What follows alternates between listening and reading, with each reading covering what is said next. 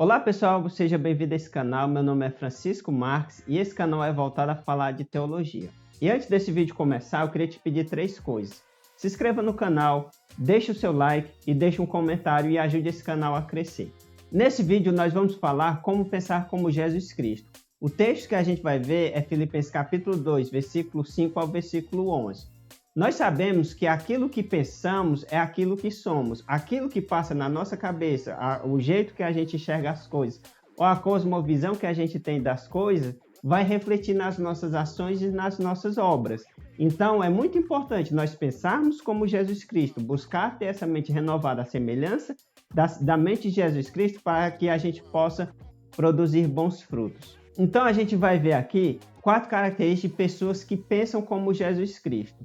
A primeira característica de alguém que tem a mente como a de Jesus Cristo, que pensa como Jesus Cristo, é que ela vai usar seus privilégios para servir aos outros.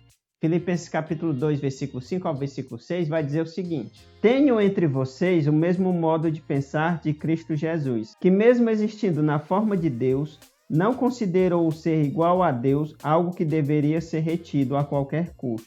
Então a ideia aqui é de eternidade.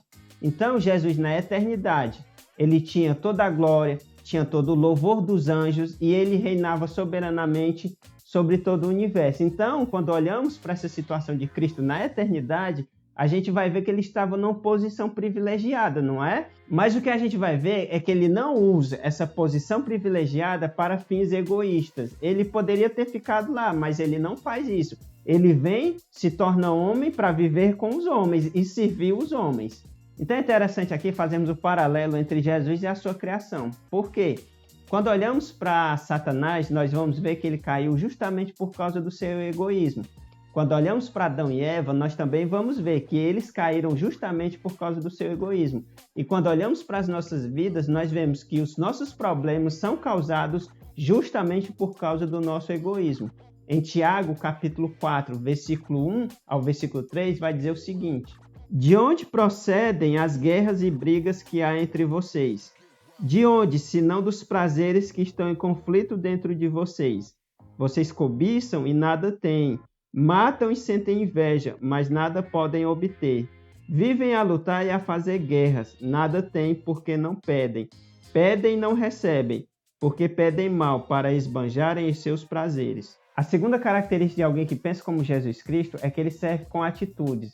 Versículo 7 vai dizer o seguinte: pelo contrário, ele se esvaziou assumindo a forma de servo, tornando-se semelhante aos seres humanos e reconhecido em figura humana. Então o que a gente vê aqui é que Jesus Cristo se torna servo, porque há uma diferença muito grande entre nós desejarmos fazer algo ou pensarmos em fazer algo e realmente fazer. Quando olhamos para Jesus, ele lá na sua glória, ele não somente desejou descer, ele desceu, ele se tornou servo e viveu com os homens aqui na terra. Então, quando olhamos para os 4 evangelhos, nós vamos ver um Jesus que é servo.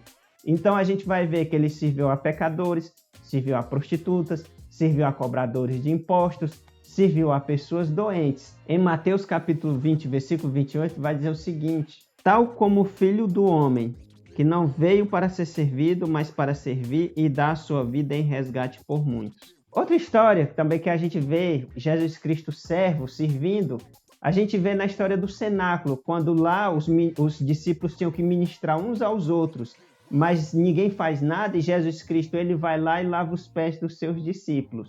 Terceira característica de alguém que pensa como Jesus Cristo é que ele paga o preço. O versículo 8 vai dizer o seguinte: ele se humilhou, tornando-se obediente até a morte e morte de cruz. Então nós vemos aqui um Jesus Cristo obediente, servindo ao Pai. E essa obediência dele na vida, ela vai até a morte. Ou seja, ele vem para obedecer, ele vem para fazer a vontade do Pai, mas não foi uma obediência que parou no meio do caminho. Ele foi até o final. E ele foi obediente até a morte e morte de cruz. Por que isso é importante?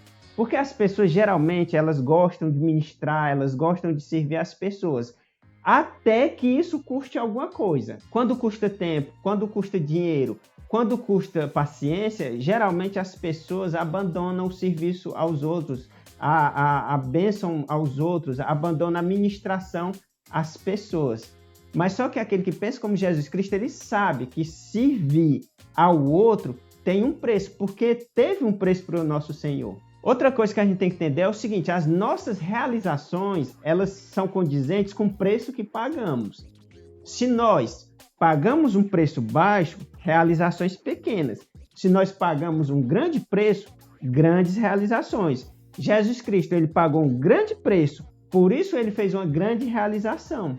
No próprio livro de Filipenses, nós vamos ver exemplos de servos que pagaram o preço, que estavam dispostos a pagar o preço.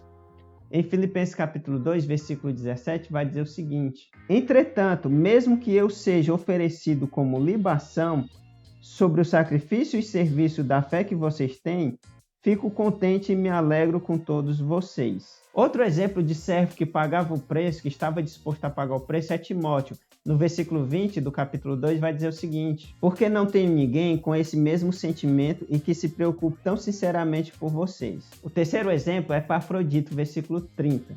Por quê? Por causa da obra de Cristo, ele quase morreu, arriscando a própria vida para suprir a ajuda que vocês não podiam me dar pessoalmente. Terceira característica de alguém que serve como Jesus Cristo é que ele serve por um objetivo maior, por um alvo maior.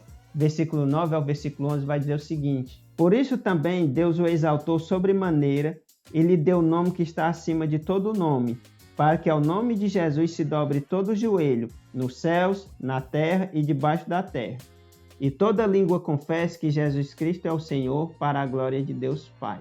Então a gente vai ver que a obra de Jesus Cristo e a exaltação dele glorificavam a Deus.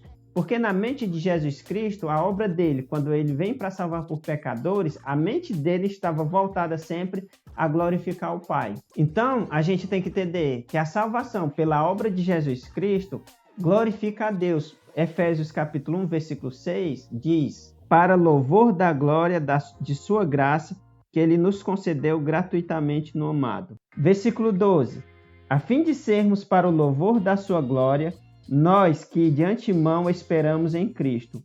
E o versículo 14 diz: o Espírito é o penhor da nossa herança, até o resgate da sua propriedade em louvor da sua glória. Então a gente pode ver que quando nós ministramos, quando até fazemos coisas boas, que não tem como alvo a glória de Deus, isso é fútil. Todas as nossas obras se tornam fúteis. Porque a única que é realmente digna, que tem dignidade nas motivações, é aquela que fazemos visando a glória de Deus. Se você gostou, compartilhe esse vídeo com alguém, com alguma pessoa, no grupo da sua igreja ou da família. Queria te pedir também para você não se esquecer de se inscrever nesse canal, deixar seu like e deixar o seu comentário. Também quero deixar aqui para você uma sugestão de vídeo para você ver também e assim ser edificado pela palavra de Deus. Então até o próximo vídeo. Tchau!